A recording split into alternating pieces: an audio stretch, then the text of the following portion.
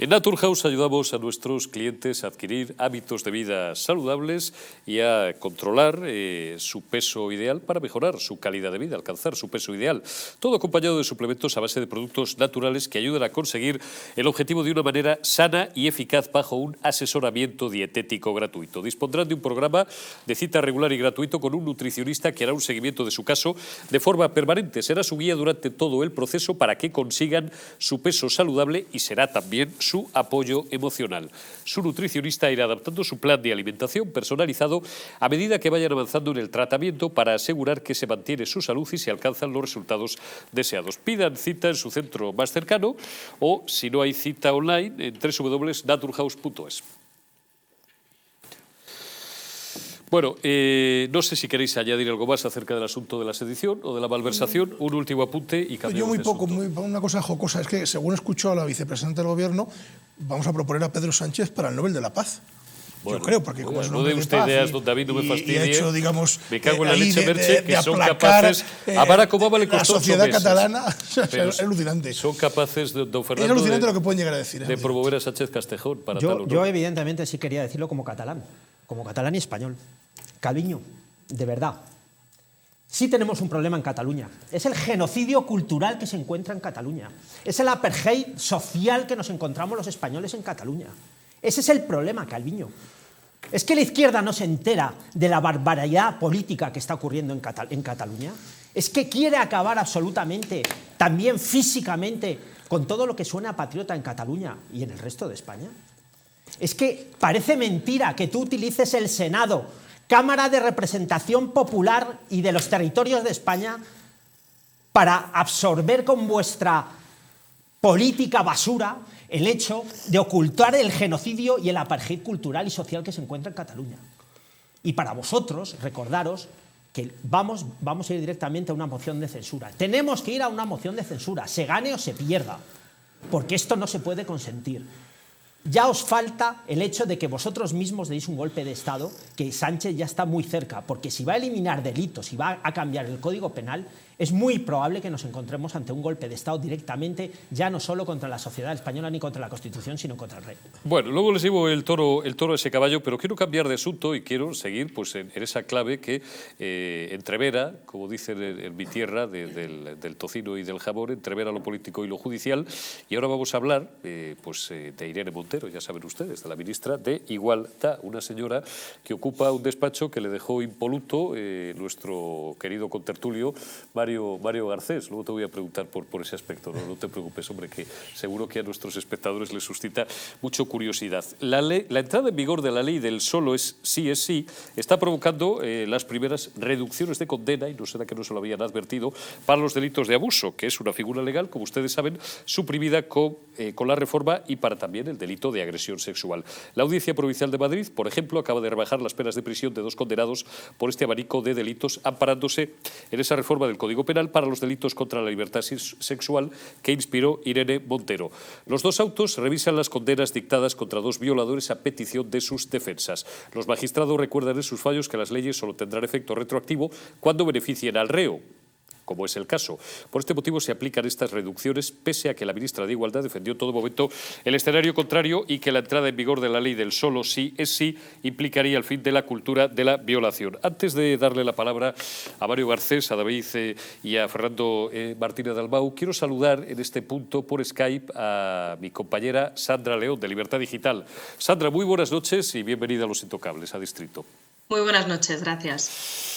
Sandra, no será que no se lo habían advertido a Irene Montero, pero lo más suave que dijo en aquel momento la ministra de Igualdad, la promotora de este texto legal, era que las críticas pues estaban fundamentadas en comentarios machistas, o eran unas críticas, digamos, que venían con un sesgo machista y con un sesgo facha, por supuesto, porque todo lo que se oponga a lo que hace este ministerio para Irene Montero es facha, cuando, bueno, pues contra Dátoro no vale relato, y en este caso, pues contra la pura teoría jurídica, pues no vale politiqueo barato. Pues sí, efectivamente, llevaban mucho tiempo negándolo, pero efectivamente pues la justicia les ha acabado enmendando la plana y dejándoles a todas en evidencia, ¿no? Es verdad que hasta ahora habían sido los abogados de los acusados los que habían advertido de esta posibilidad, de que la llamada ley del solo sí es sí acabara reduciendo la pena a muchos de ellos, pero ahora ha sido la justicia la que lo ha confirmado a través de hechos consumados, ¿no? Tú hablabas de 2 autos, nosotros tenemos constancia de hasta 4 autos en la Audiencia Provincial de Madrid que, pues que dan cuenta de diferentes casos de delincuentes que han podido reducir su condena precisamente por la entrada en vigor de esta ley impulsada por Irene Montero, ¿no? Es verdad que hay que decir que probablemente haya muchos más, porque estos 4 están circunscritos al Tribunal Superior de Justicia de Madrid, que ha hecho pues una gran labor de documentación a lo largo de la mañana, como se lo hemos pedido muchísimos medios de comunicación, pero si todos los tribunales superiores de justicia de toda España hicieran lo propio, es probable que el número aumentase, ¿no? De hecho, con toda seguridad aumentará en las próximas semanas. El primer caso que ha trascendido a primera hora de la mañana, lo adelantaba el diario El Mundo, es el de un hombre que había sido condenado por abusar sexualmente de su hijastra de 13 años. Él había sido condenado a 8 años de prisión, pero en la nueva ley la horquilla de penas en la que se movía varía sustancialmente. ¿Por qué? Porque antes su delito se enmarcaba en una horquilla que iba de los 8 años a los 12 de prisión y ahora esa horquilla se ha reducido de 6 a 12 años, puesto que la Audiencia Provincial de Madrid la había condenado a la pena mínima y esa pena mínima ha cambiado, pues los jueces han estimado que se podría beneficiar de esta reducción de condena. Esto es así por algo que decías antes, ¿no? Y efectivamente, a pesar de que desde el Ministerio de Igualdad se nos lleva muchísimo tiempo dando la matraca con la irretroactividad de las leyes, lo cierto es que el artículo 2.2 del Código Penal establece que las leyes sí tienen carácter retroactivo cuando benefician al reo, como es el caso.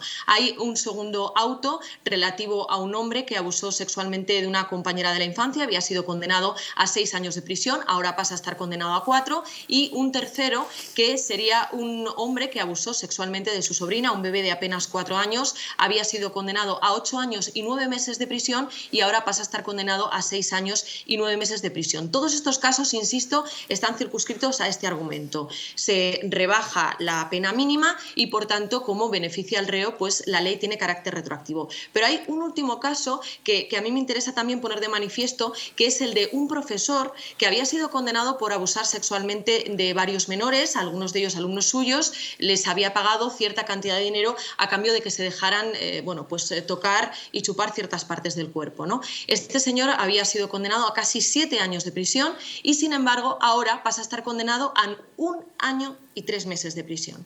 ¿Por qué? Porque con la nueva redacción, con la nueva ley de solo sí es sí, a pesar de lo que nos han venido contando, se suprimen también ciertos supuestos. En este caso había varios alumnos que tenían entre 16 y 18 años y la nueva normativa dice que estos menores de 16 a 18 años, si dan su consentimiento, pues no están formando parte de un delito de abuso sexual, con lo cual este señor ha podido librarse de 3 delitos de abuso sexual y así ver, insisto, reducida su condena de casi 7 años a 1 año y 3 meses. Nos han vendido que esta ley era muy beneficiosa, que nos daba mucha más seguridad y estamos viendo lo que está sucediendo. Está claro, pues impecable tu información, impecable tu análisis, Sandra. Muchísimas gracias y te envío un abrazo. Hasta dentro de unos días. Cuídate. Igualmente. Gracias. Mario Garcés, lo del despacho es un chascarrillo, es una anécdota a la que ya nos hemos referido en varias ocasiones en otros medios. Vaya desaguisado, ahora ya hablando completamente en serio, lo cual demuestra que el problema que tiene esta gente, y me duele la boca de decirlo, lo he dicho en decenas de ocasiones en esta mesa, no sé si lo había llegado a decir, lo comenté ayer, y en los medios en los que he trabajado en los últimos años, no es tanto su sectarismo, que lo es, como su ineptitud, los desperfectos que originan, pues por ejemplo, con este tipo de legislaciones. Cuando Sánchez hablaba de desconocimiento, mala fe, esto es el compendio de la ignorancia y la mala fe. Es que es todo. O sea, todo. Es que es maligno. Además digo que es maligno en el sentido más propio del término, porque hay pura maldad y pura ignorancia. Ignorancia del derecho, ignorancia de las normas, ignorancia de los procedimientos, ignorancia de la gestión. Para toda la gente de izquierda que no lo entienda, el sí es sí, el no es no, el error es error y el que es tonto es tonto. ¿Qué esto es la ley? Pues son tautologías. Esta es la ley de la tautología. Como era una tautología y una obviedad, no porque lo dijera la oposición, no porque lo dijera el Partido Popular o lo dijera Vox, que lo dijeron reiteradamente en diferentes declaraciones en la tribuna del Congreso, es que el Consejo General del Poder Judicial ya advirtió en el informe preceptivo que había emitido que la aplicación retroactiva de la rebaja o del incremento de la horquilla, evidentemente en la aplicación del régimen sancionador, podía provocar la rebaja en la aplicación de algunas sanciones sobre hechos que se habían cometido ya y estaban tipificados como tal delito. Esta es la realidad. Por consiguiente, no es una novedad.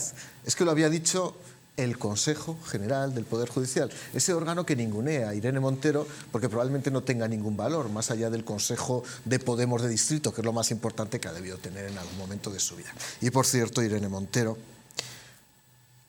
y lo repito porque yo he sido atacado durante 48 horas en redes sociales donde me han llamado de todo. Llamar puta a una mujer es machismo. Y a Ayuso se le llamó puta en la manifestación del domingo. ¿Por qué no sales en su defensa? ¿Y por qué toda la izquierda justifica que está ahora mismo, desde luego, derramando la bilis esa absoluta y el rencor y el remordimiento en las redes sociales? ¿Por qué defendéis que se llame puta a una mujer? Yo he condenado siempre que llamen puta tanto unos como otros a las mujeres. ¿Y vosotros por qué no lo hacéis? No hace mucho tiempo, hace 4 telediarios, la izquierda española decía que llamar puta era una manifestación machista y que además llamaba a la violencia y al asesinato. A Isabel Díaz Ayuso, sin embargo, se le puede llamar puta, que no pasa absolutamente nada. Don Fernando. Totalmente, suscribo tus palabras y hay que salir en defensa de Díaz Ayuso porque esta huelga encubierta, que además los números, ya entraremos si tenemos que entrar a ellos, no son nada más que posiblemente en la sanidad primaria, pero bueno, es otro tema. No se le puede faltar el respeto, no se le puede faltar su condición y no se le puede faltar directamente a su humanidad, sobre todo cuando Isabel Díaz Ayuso lo está haciendo muy bien. Dicho esto, implica, y evidentemente apoyo todas tus palabras, Mario, o sea, de verdad lo digo, de verdad. Es absolutamente como la izquierda toma la calle, así lo vemos, así lo vemos. Yo también estuve en la calle Conde Peñalver viéndoles y de verdad salí espantado como tú. Referente al tema de la reforma, de la agresión y el abuso, etcétera, pues evidentemente, como bien has dicho, y evidentemente como jurista no puedo poner absolutamente ningún pero, el Consejo General del Poder Judicial ya lo había dicho, pero es que lo que hay que entrar a valorar es que cuando bajamos el tipo menor, los agravantes y los atenuantes que hemos implicado dentro de este delito sufren una rebaja. Entonces, con lo cual, evidentemente, nuestro Consejo General del Poder Judicial entra a valorar y en beneficio del reo, pues evidentemente se van a bajar, si es que esto es obvio, si es que esto lo sabíamos, si es que esta gente cuando entra a legislar no tiene ni idea, lo estamos viendo con sedición, con malversación, lo estamos viendo ahora mismo con la ley de Selsi. ¿Cuántas leyes más vais a hacer así? Repito, ¿sabéis gobernar? ¿Sabéis hacer o estáis permanentemente en el golpe de Estado? Y por acabar, puesto que ya muy bien lo ha dictaminado todo Mario y lo va a dictaminar también nuestro otro compañero que está aquí, decir que esta izquierda lo único que quiere precisamente es el delito a la carta, el conformar los sucesivos delitos que vayan apareciendo, puesto que nos quedan todavía 14 meses, a la carta, para que vulnerar precisamente nuestros derechos, nuestras garantías judiciales y nuestra tutela judicial efectiva. Acabar precisamente con todo eso para que al final haya leyes ideológicas como la ley de memoria histórica, como la ley de género, como la ley del sí es sí, como la reforma de la sedición, como la reforma de la malversación, y podríamos continuar con muchas leyes más para acabar absolutamente con nuestro Estado de Derecho. Y eso no se puede permitir, no debemos permitirlo y tenemos que luchar contra ello. Don David Gómez. Zapatero a tus zapatos. Es decir, hacemos una ley... O sea, ¿quiere usted decir Irene a tu caja? Sí, Irene a tu caja, donde quiera que estuviese, que vuelva donde esté. Que se quiere bolsa, señora. ¿Cómo se puede hacer esto? Pues desde el más puro desconocimiento de cómo funcionan los tribunales, de cómo funciona el derecho procesal y de cómo funciona Yo tampoco el soy derecho. Jurista. Si me cayera, que lo tendría que rechazar. Yo podría ser ministro solo de una cosa si algún día me transformara en político. Pero bueno, por ir al lío. Yo no soy jurista, por tanto yo jamás sería ministro de nada. Y si tuviera que hacer algo de estas características, vamos a ver, pues tienes 5, 10, 15, 20 asesores, tíos que son juristas, que saben de derecho, que son expertos, que además son penalistas, o son civilistas, o son fiscalistas, o son mercantilistas, o son expertos en internacional público, en internacional privado. ¿No tiene asesores? Sí, asesores tiene.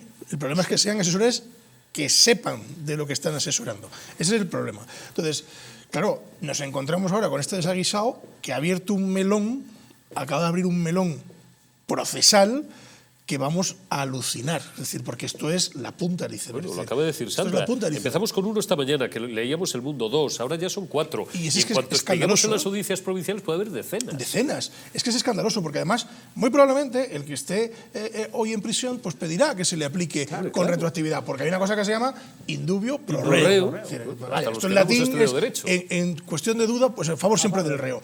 Y además es que lo dice el Código Penal, dice, hay que aplicar siempre las leyes a los reos, favorables a los reos. Igual que en el mundo laboral, exactamente lo mismo. Entonces, ahora a ver quién arregla esto. Vamos a ver quién arregla esto. Es decir, no solo han rebajado el delito de sedición, sino que también han rebajado este delito. Además, sin pretenderlo, es decir, porque yo no creo que lo pretendiesen, pero como son absolutamente ignorantes en materia legislativa, pues sin pretenderlo acaban de cometer, desde mi punto de vista, un error jurídico tremendo de aplicación a los tribunales. Entonces, claro, las audiencias provinciales no les queda más remedio que aplicar la ley conforme se la han mandado. Entonces, nos vamos a encontrar con muchos casos y va a ser terrible. Ojo con eso, porque he oído a la figura, a Irene, que si quiere bolsa señora, o he creído interpretar eso, achacar a la mala fe de los jueces. La siguiente es que los jueces ahora, o sea, el texto legal es bueno, pero son los jueces que no se enteran o son una panda de fachas y lo están aplicando Mario con mala fe. Y le dejamos a Mario decir, no son los jueces, o sea, el texto legal es una chapuza. Es decir, y el asesoramiento jurídico que ha tenido la redacción de ese texto es absolutamente demencial, es decir, una cosa horrible. Entonces, no son los jueces, yo que estoy todos los días en los tribunales, igual que Fernando, es decir, al final aplican la aplican. Entonces, con la ley que tienen, aplican lo que tienen. Entonces, ahora que nadie se arregle las vestiduras y que no empiecen a decir, a lo mejor dirán que son los jueces del patriarcado, o vaya usted a saber, los que empiezan a decir que vamos a rebajar las penas. No es verdad, no es cierto. Se rebajan las penas porque es una chapuza legislativa y los jueces tienen que aplicarla, ni más ni menos. Mario, ¿esta paisana no tiene asesoras, aparte de las que le hacen las tartas? Pero fíjate, os voy a hacer una sugerencia. La próxima vez que pongáis a Irene Montero, colocáis a Pedro Sánchez al lado. ¿Sabéis por qué? Porque esto es un proyecto de ley aprobado por el gobierno. Y Pedro Sánchez también tiene muchos asesores en Moncloa. Y Pedro Sánchez aceptó esta ley. Y porque todos los diputados del Partido Socialista Obrero Español votaron esta ley. Es curioso porque hacemos a veces parteaguas o hacemos una serie de trincheras y es verdad que colocamos a Irene Montero, dentro de su tontería la colocamos como responsable porque es verdad que sale de ese ministerio. Pero cuidado, con el consentimiento de quien la nombró y con el consentimiento colegiado de todos los ministros que aprobaron en un Consejo de Ministros esta ley. Lo digo para que quede claro que hay un responsable superior que se llama Pedro Sánchez que no salga impune de esta situación. En segundo lugar, yo recuerdo cuando era secretario de Estado en la Comisión de Secretarios de Estado y Subsecretarios, que para los que no lo conocen era como una especie de consejillo de gobierno previo. Que se reunían la víspera, ¿no? Los miércoles. Se celebraban los miércoles y el Consejo de Ministros era los viernes. Sí, exacto. Los índices verde, rojo, que eran en función de eso los temas que iban directamente y se aprobaban y los que requerían algún debate. Yo recuerdo, y lo digo, lo voy a decir, no puedo desvelar evidentemente porque es secreto de Estado y estuve 8 años en Comisión de Secretarios de Estado y Subsecretarios, ¿no? Pero me acuerdo, Soraya Sáenz de Santamaría, que tenía virtudes, decía que no pase ni un solo proyecto de ley sin haber aceptado los comentarios de todos los órganos consultivos. No quiero tener ni una sola crítica porque no hayamos atendido ni al Consejo de Estado ni al Consejo General del Poder Judicial. Correcto. Y muchos proyectos se retiraron de esa mesa y estuvieron semanas dando vueltas hasta que los subsecretarios de turno se pusieron de acuerdo. Por tanto, este sistema de filtros ahora, Garcés, no existiría o no, en fin. Bueno, es que ahora yo creo que esto es una acción. A ver, es que Sánchez esto ha roto es una cosa todo. como de improvisar, ¿no? Lo que día llaman los semana. modernos la institucionalidad. Eso se ha roto. Es decir, antes había un modelo absolutamente ordenado. Con los errores, puede haber políticos, no me gusta esta ley, porque habéis colado esto, que habéis hecho, efectivamente. Pero lo que es la maquinaria, el engranaje de la administración funcionaba de una manera, en mi momento, absolutamente ordenada. Absolutamente ordenada. Ahora se ha roto. Ahora, en función de la pulsión de un ministro o de una ministra que tiene un interés especial para mantener su posición, sale lo que sale. ¿Pero por qué sale? Porque el presidente lo avala.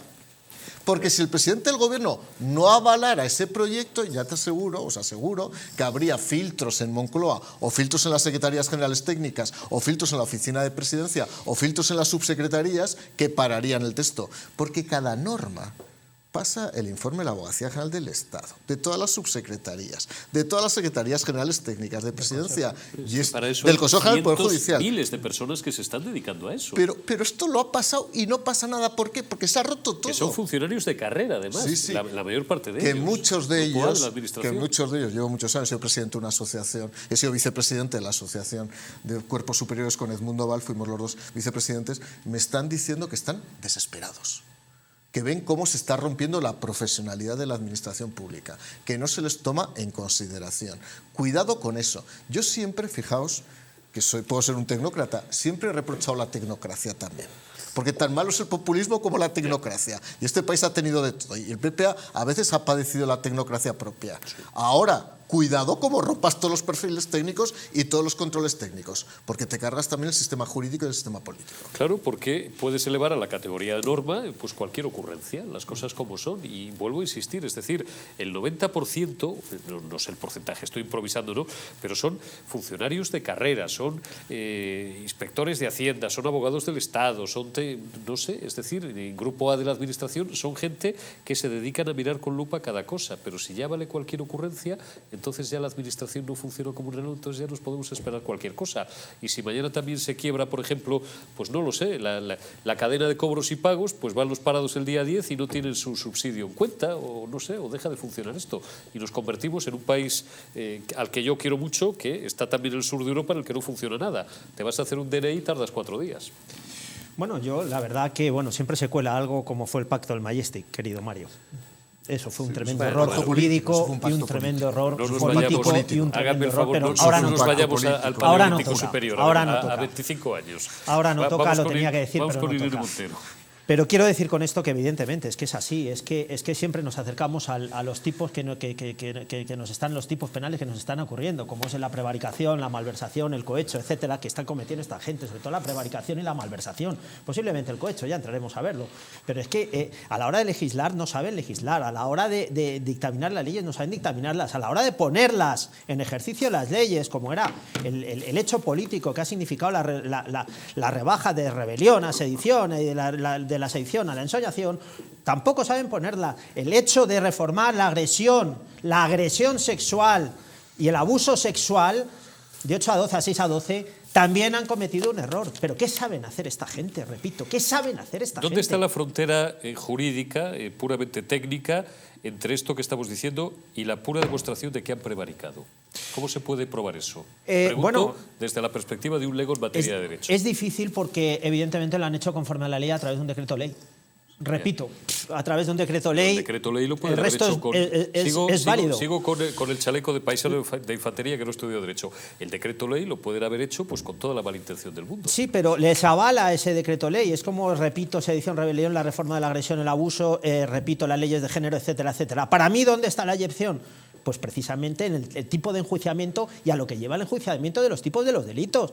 Porque el hecho de la reforma de la agresión y del abuso, por centrarme en este tema, la abyección está en bajar la pena, en manipular el tema de la agresión y del abuso sexual ideológicamente para cambiarlo, para que la ley del sí es sí provoque un tipo mínimo y no un tipo máximo que tendríamos, si acaso hubiera que haberlo reformado, haberlo ampliado, no, de 8 a 12, no, de 8 a 15, de 8 a 15 años. Nunca haber bajado de 6 a 12, pero es que se han vuelto locos.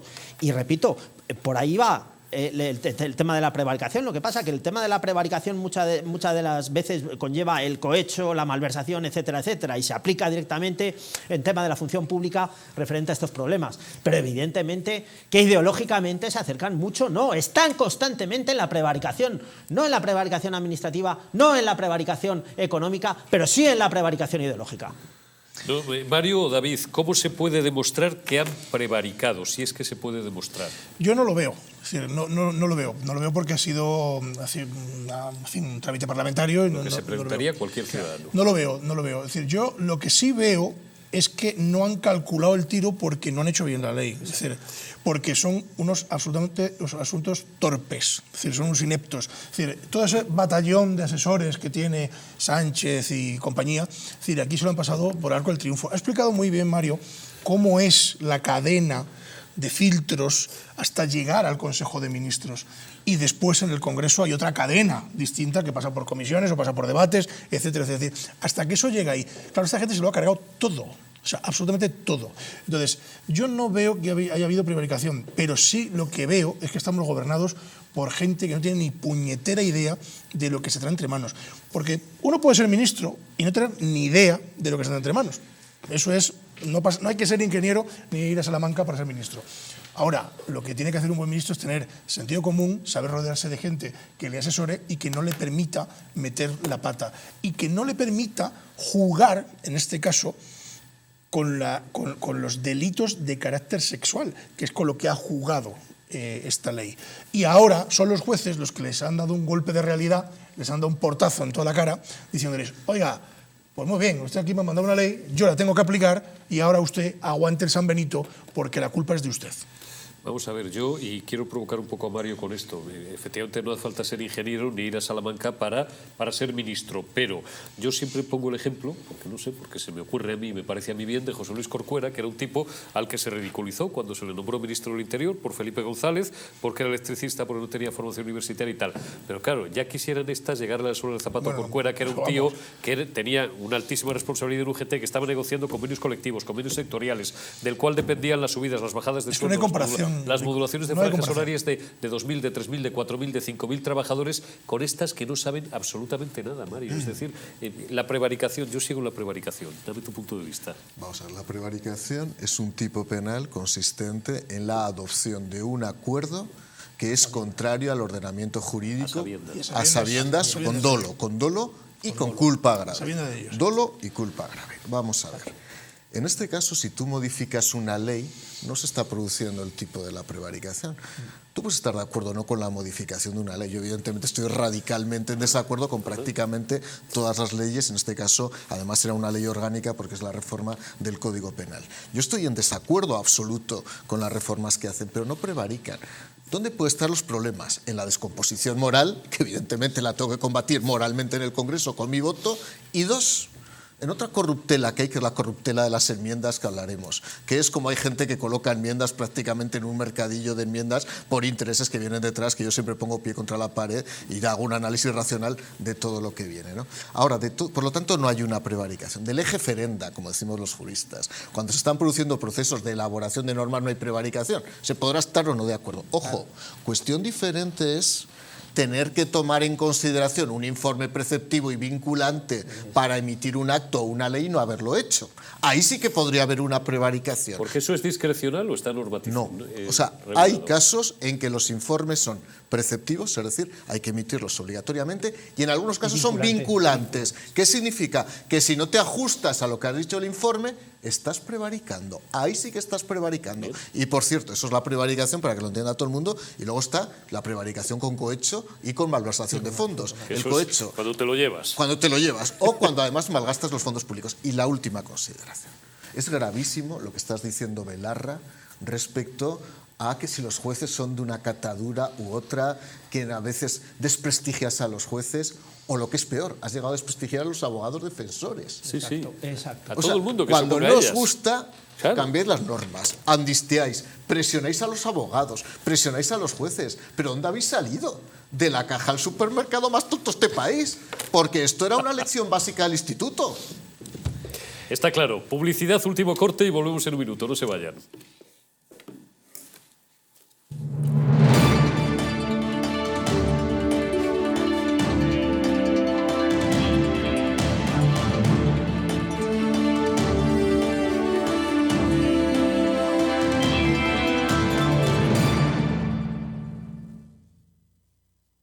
Naturhaus es el mejor método para perder peso de forma saludable y sin pasar hambre.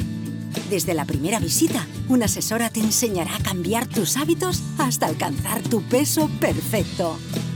Lo conseguirás gracias a complementos alimenticios a base de extractos naturales y platos deliciosos. Apúntate ya en tu centro Naturhaus más cercano y online a través de naturhaus.es. Naturhaus, 30 años de experiencia en nutrición y dietética. Hotel Las Dunas, un lugar mágico en el corazón de la Costa del Sol. En primera línea de mar, situado en un oasis de armonía, tranquilidad, enfocado en la salud y bienestar de nuestros huéspedes. Desconecta del estrés y la monotonía del día a día. Estancias con programas exclusivos y personalizados de salud, rejuvenecimiento y control del peso. Elegancia y bienestar junto al mar, sin renunciar a la actividad y la vida saludable. Descubre Las Dunas Hotel Health and Spa, el más exclusivo de toda la Costa del Sol.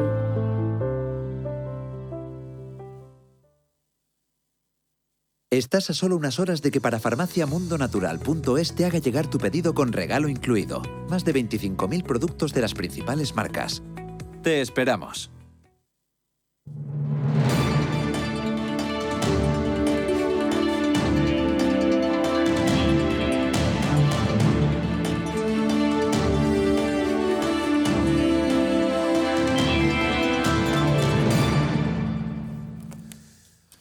No sé si saben, y si no se lo cuento yo, que el intestino almacena toda una estructura que fabrica el 80% de nuestras defensas. Y es que la flora intestinal juega un papel fundamental en la defensa de nuestro organismo. Simbioline Megaflora es un complemento a base de insulina, probióticos y vitamina B6 que aporta más de 35.000 millones de microorganismos vivos capaces de atravesar la barrera ácida del estómago y estimular la producción de recursos inmunitarios, así como de proteger nuestra mucosa. Además, la vitamina B6 contribuye al metabolismo energético normal, al funcionamiento normal de los sistemas nerviosos e inmunitarios y ayuda a disminuir el cansancio y la fatiga. Pueden encontrar Simbioline Megaflora en su tienda habitual en Parafarmacia Mundo Natural, aunque les recomendamos que, bueno, pues si quieren quedarse en casa, lo adquieran directamente en la web parafarmaciamundonatural.es o llamando al teléfono 91 446 0000. Quédense en casa con Simbioline de Mundo Natural.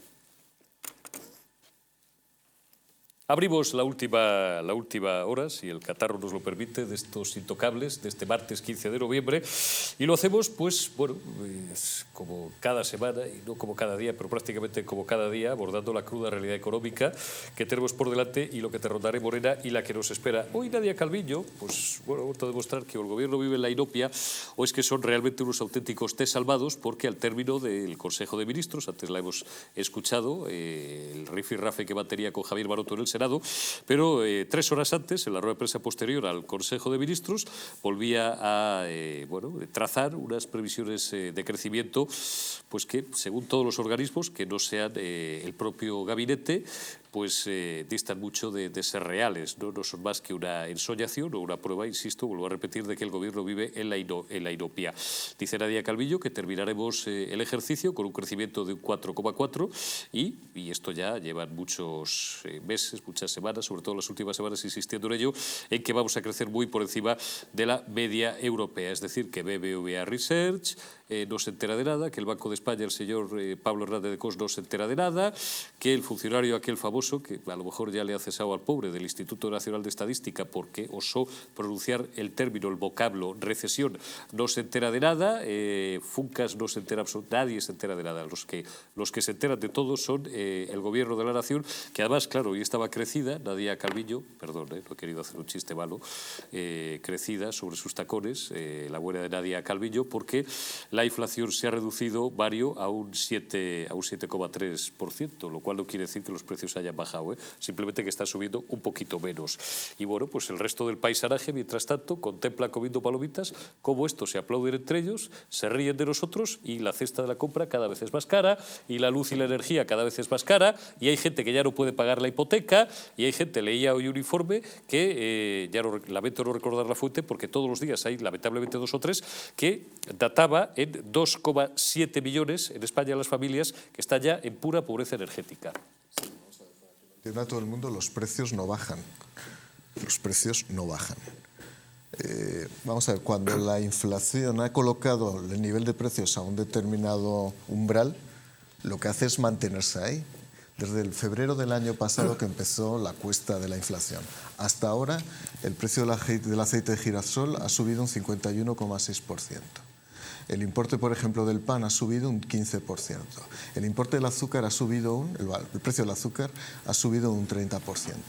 El precio, por ejemplo, de otros productos básicos, la leche, ha subido un 25%. Y no baja. Que baje la inflación entre un mes y otro no significa que bajen los precios. Esta es la gran mentira que os están vendiendo. Y no van a bajar, porque lo que llegó a decir Sánchez y lo que llegó a decir Nadia Calviño es que una vez que se contuviera la subida de precios bajarían los precios. No, se van a quedar estabilizados. Esto es una curva que ha hecho así. Y ahora que empieza a subir menos, se queda aquí arriba, pero no va a bajar. Solo bajaría con grandes reformas. Con reformas que mejorasen la oferta, que hubiera mayor oferta de mercado, que liberalizara el mercado, que hubiera mayor libertad de empresa, que se generara más actividad para que compitieran unos operadores con otros, que es todo lo contrario de lo que está haciendo este gobierno. Y esto es lo grave. Una hipoteca, hay dos conceptos que son básicos para una economía familiar, para una familia que nos está viendo ahora mismo, que son la hipoteca y la cesta. Las hipotecas desde febrero del año pasado han crecido una media del 21,5% y la cesta de la compra ha crecido el 19,7%. Pero no va a bajar, insisto, se va a mantener. Por consiguiente, si una familia, que son una renta y a lo mejor el otro cónyuge tiene, o la pareja tiene o no tiene rentas. Supongamos que tenéis 2.500 euros al mes en total, o 3.000 euros al mes. Pues fijaos, tenéis que pagar a los niños. Todos los costes, evidentemente, de los niños se están incrementando. Tenéis que pagar el seguro, los seguros se han incrementado. Tenéis que pagar los productos de bienes y servicios de la cesta de la compra, que por supuesto se han incrementado.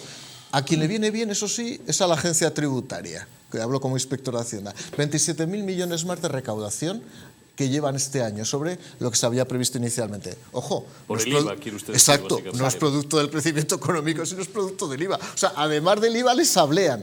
Y esta es la realidad. Y salen ahí, evidentemente, hinchando el pecho. La situación es muy grave y corremos el riesgo de que haya una estanflación.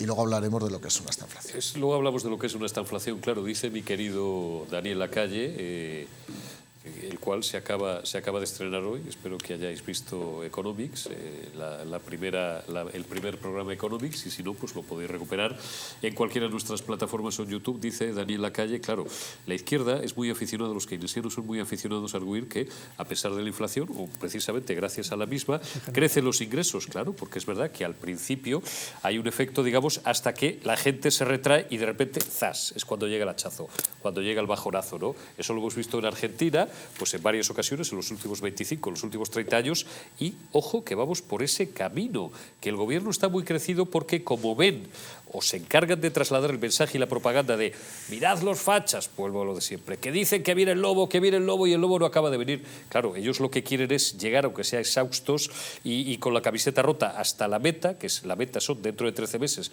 las elecciones, pero el escenario, es decir, no puede pintar peor, y más tarde o más temprano va a venir el garrotazo y, como decía Garcés, va a venir la estanflación, que es esa mezcla endiablada y perversa entre estancamiento e inflación.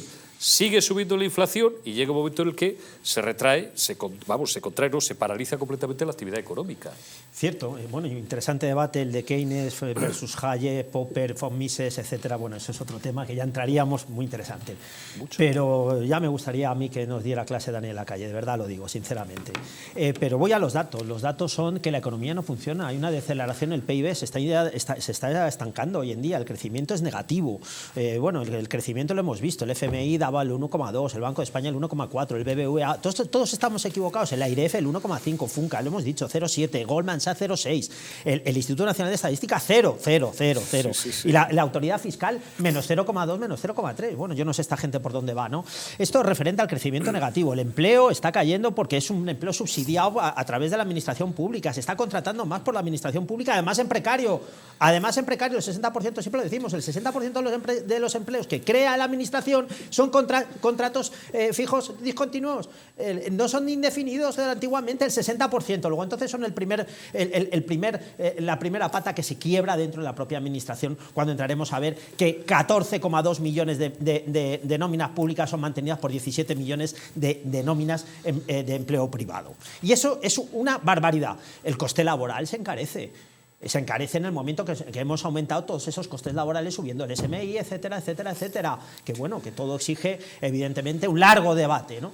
Pero sigo, la encuesta de población activa también nos está dando los datos, como de 70 a 50 y tantas mil personas, el trimestre turístico ha caído en 300.000 trabajadores, en 360.000 trabajadores directos, sobre todo 52.000 en el empleo público y 225.400 en empleo privado, y está bajando sobre todo un hecho empírico, que es la productividad. Estamos trabajando a mayor coste con menos productividad, y eso es un crecimiento cero, una estanflación y una quiebra directa, no encubierta, directa. Repito, productividad cero. Las previsiones económicas, ver las previsiones económicas constantes de este gobierno. Ya nos decía antes de todo esto que íbamos a crecer al 8, al 10, que por sectores, 12, 15, 0, menos 2,0 la autoridad fiscal, menos 2, menos 0,2, menos 0,3. Es increíble, ¿no? Esta demagogia constante del gobierno, la mayor dependencia energética que tenemos referente a países como Rusia, como Marruecos, repito, como Rusia, como Marruecos, en detrimento de la energía nuclear, en detrimento absolutamente del fracking, en detrimento de todo eso.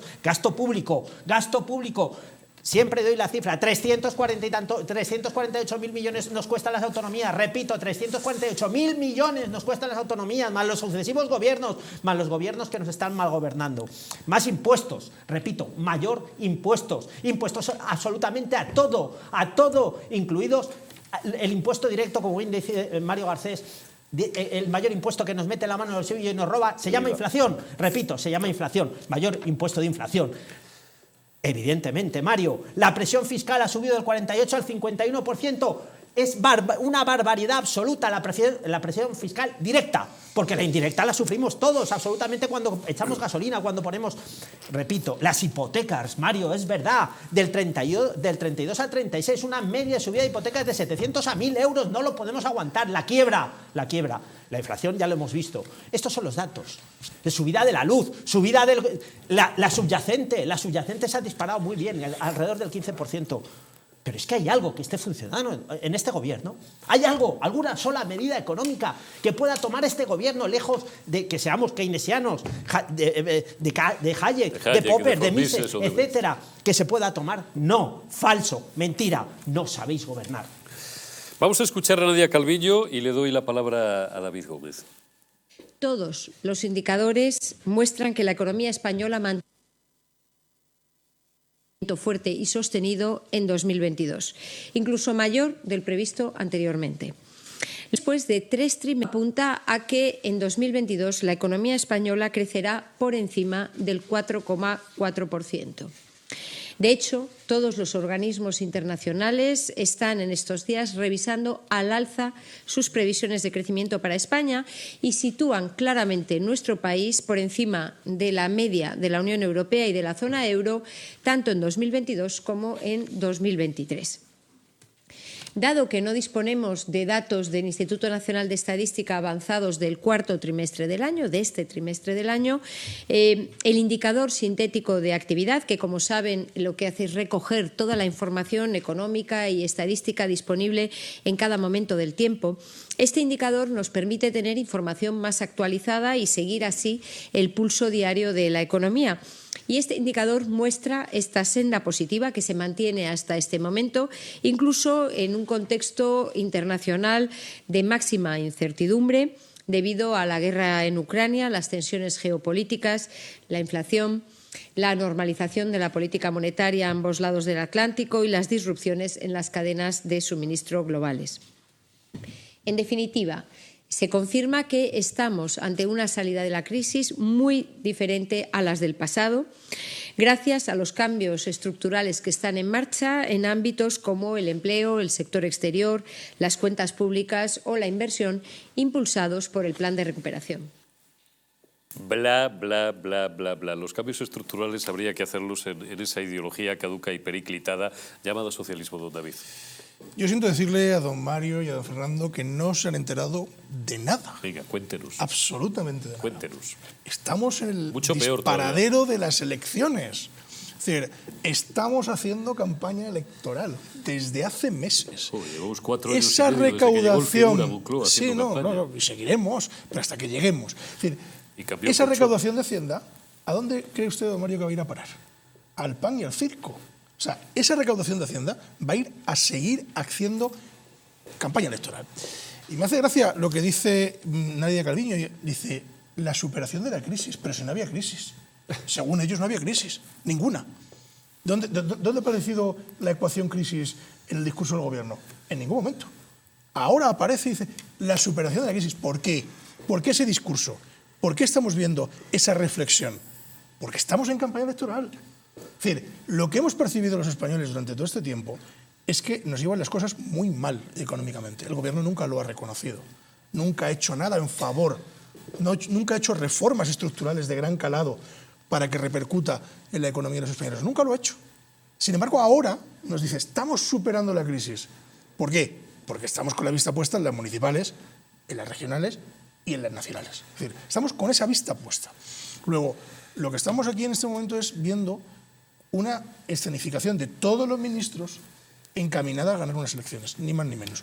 ¿Qué le ocurre a los españoles? ¿Qué nos ocurre a nosotros? Que vamos al supermercado y el bote que costaba antes de piña costaba 1 euro, hoy cuesta 1,80. Eso es la inflación. Es decir, yo, que no soy economista, me encanta cuando dais los porcentajes, todas estas cosas, para que la gente lo entienda, es el bote de piña costaba 1 euro y hoy cuesta 1,80. Eso es la inflación.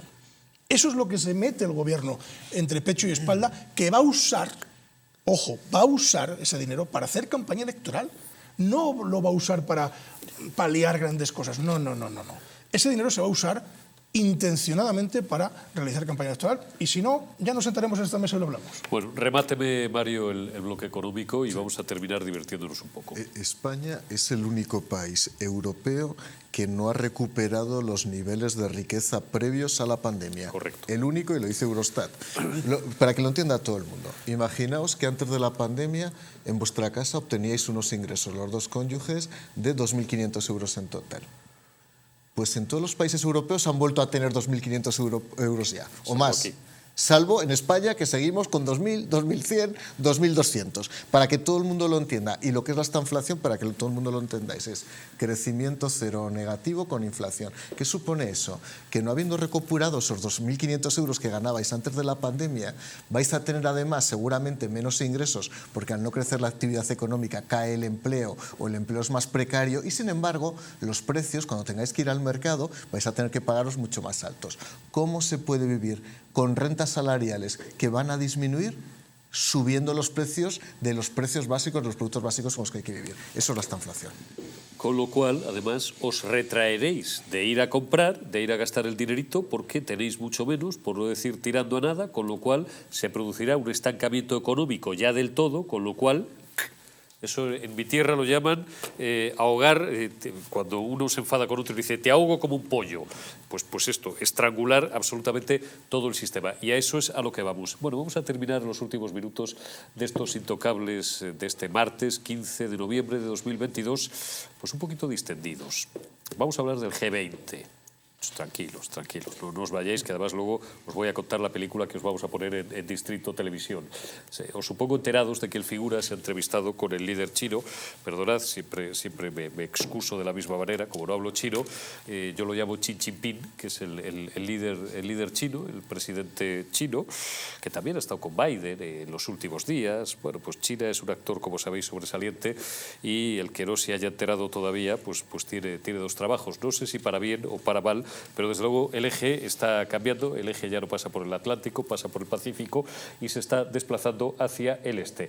Ahí tenéis las reuniones de trabajo de las 20 mayores economías del mundo, ahí tenéis al líder chino, por cierto, el segundo mayor tenedor de deuda norteamericana, con lo cual al tío Biden le tiene agarrado por donde le debe de doler. Ahí tenéis también las imágenes del Figura, relajado, porque se gusta, esto ya supongo que lo sabéis. Fijaos en ese contoneo que le adorna, sabe que tiene buena percha, le saca la cabeza entera al chino, cosa que tampoco es complicada, y entonces, bueno, pues está disfrutando porque tampoco sabe si va a estar mucho más de un año en el sitio en el que está. La Internacional Socialista tiene ya asegurado el sillón, pero lo que mola pues es ser presidente de una gran nación como es España. Pero no me quiero yo centrar en esto, me quiero centrar, luego si quieren Fernando, David o Mario, poder hacer algún comentario, digamos, de corte más serio acerca de lo que se ventila en esta cumbre. A mí os confieso que me dan mucha pereza.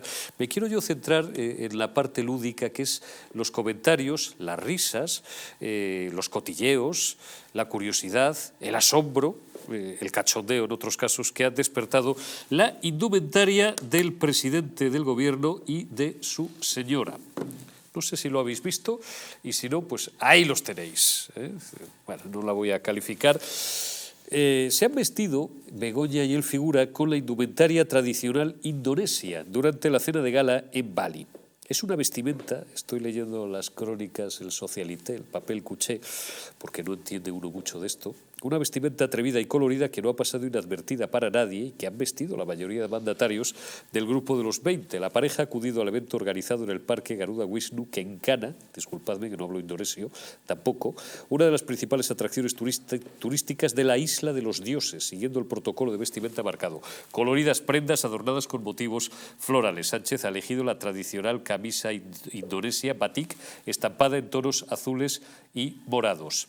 Hay quien ha llegado a ver en esta vestimenta, en la de Begoña Gómez en este caso, un homenaje a Ucrania. Es un vestido largo, y tomad apuntes porque realmente es interesante, es un vestido largo de tirantes satinado de tonalidad amarilla, combinado con un fular con el mismo estampado que la camisa del presidente. En cuanto a la elección de los colores, pues como os digo, algunos han señalado que ambos han querido rendir homenaje a la bandera de Ucrania, a Ucrania, ¿no? Y el presidente indonesio pues ha sido el anfitrión, renuncio a pronunciar, a contaros cómo se llama, además sonaría muy mal en castellano, ha sido el encargado de recibir a los líderes, vestido a su vez con un gorro udeng y una falda saput empleados en ocasiones especiales como estas ceremonias religiosas balinesas. Bueno, os voy a confesar un pequeño cotilleo, voy a empezar de nuevo por Mario.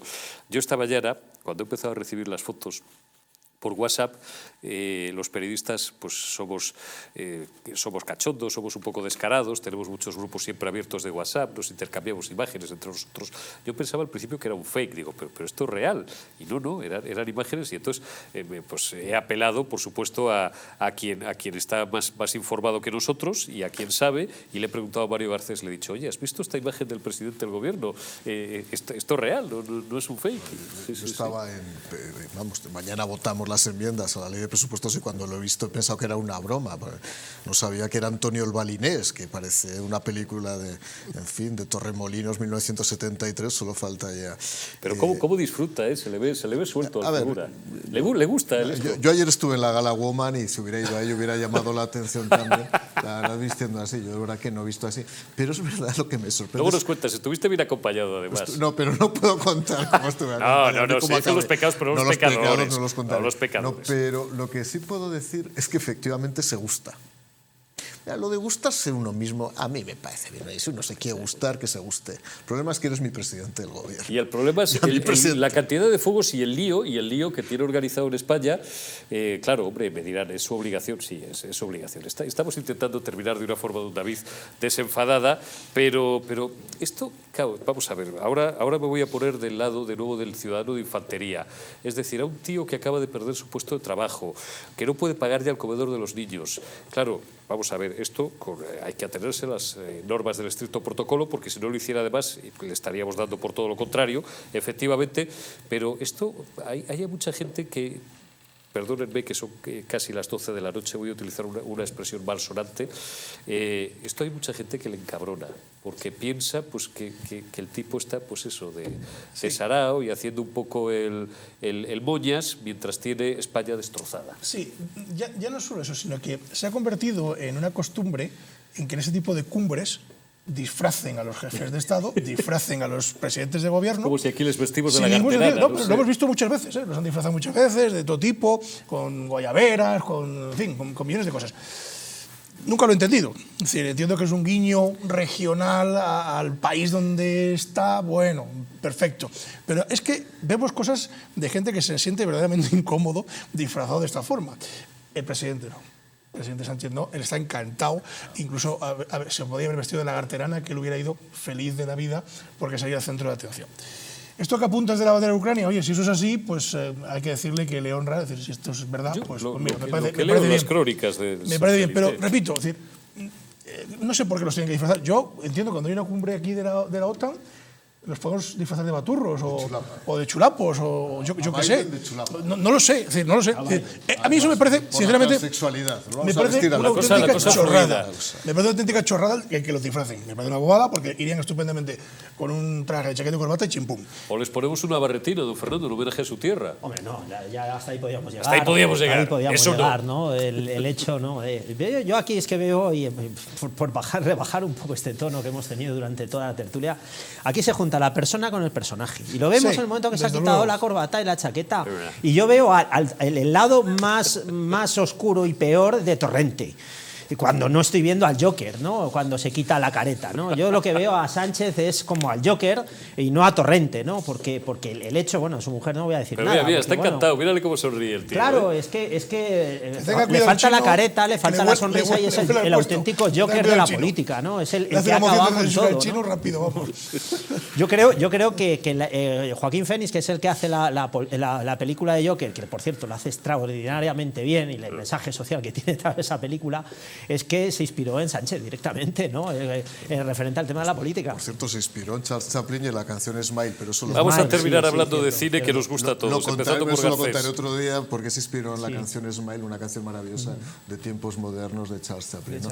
Pero quiero decir una cosa, Sánchez no utiliza la corbata en España, pero va ahí a las bilaterales y se pone la corbata tranquilamente. Eso para él no es ningún problema. Solo pido una cosa a Sánchez, cuando vayas a Qatar al Mundial de Fútbol, acuérdate cómo visten las mujeres en Qatar. Exacto. Y si eso también es igualdad o no es igualdad. A ver si ahí también se exhibes con esta chulería con la que te exhibes en Indochina. Y también cuando se exhiba con los chinos, que no les dirija la palabra porque es el Partido Comunista Chino.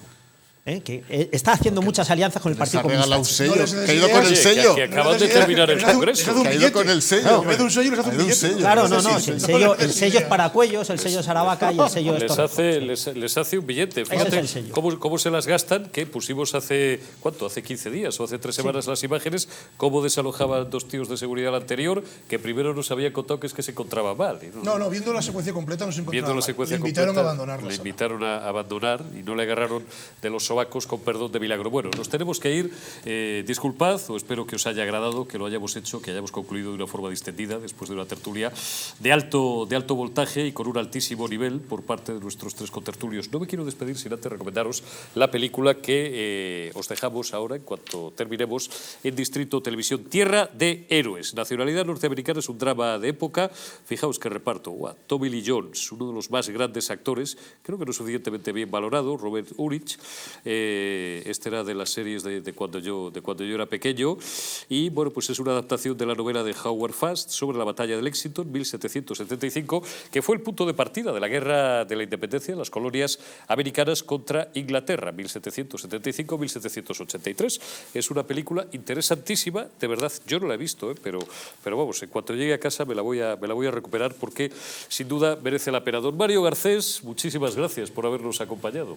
Y como expresidente de la Comisión Filatélica del Estado, que sepan que yo le dedicaba sellos a Paco Martínez Soria y a Lina Morgan, no al Partido Comunista. Conocía la anécdota, don David Gómez, muchísimas gracias. Muchas gracias a vosotros. Ha sido un placer. Don Fernando Martínez de Albao, espero que no se haya enfadado usted demasiado y que no lo haya pasado mal. Lo digo en el mejor sentido de la palabra, porque Fernando le pone muchísima pasión a todo el argumentario y a todo lo que defiende, pero es que la verdad es que la realidad es para llorar, ¿no? Me quedo con lo que quiero que mi amigo Mario me cuente del tema de Joker y de la canción Smile de Charles Chaplin. Sí.